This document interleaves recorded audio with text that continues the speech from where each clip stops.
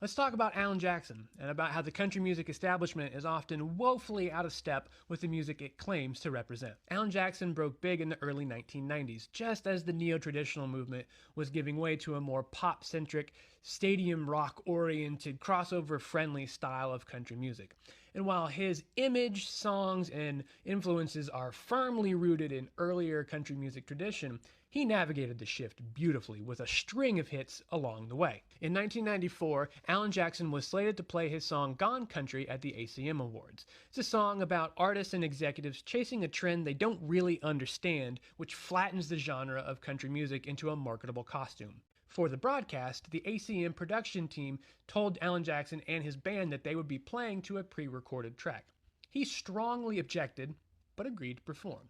He walked on stage wearing a cut-off Hank Williams shirt, hell yes, and the band began to play. Except his drummer Bruce Rutherford had no drumsticks. As the track played, Rutherford mimed his performance, a very obvious visual cue to the audience and the people watching at home that what they were hearing was not live. The level of obtuseness of the production team to tell Jackson and his band that they would be performing a song about inauthenticity in an environment that's intentionally inauthentic is quite shocking.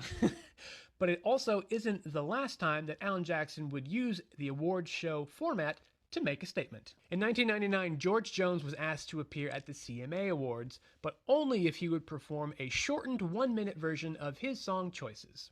Jones refused and chose not to attend, because of course he did, he's George Jones. During the show, Alan Jackson took the stage to perform his hit Pop It Top. Midway through the song, he stopped and launched into the chorus of Choices, walking off stage to a standing ovation. The next day, Alan Jackson said that he had been told that everybody shortens their songs, to which he replied, quote, "But George Jones isn't everybody."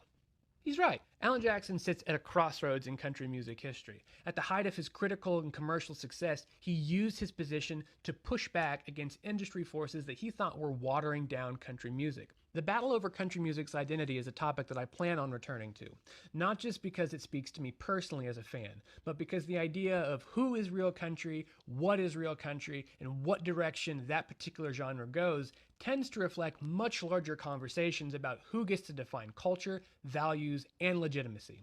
If you have any other music history side streets you'd like me to go down, let me know in the comments.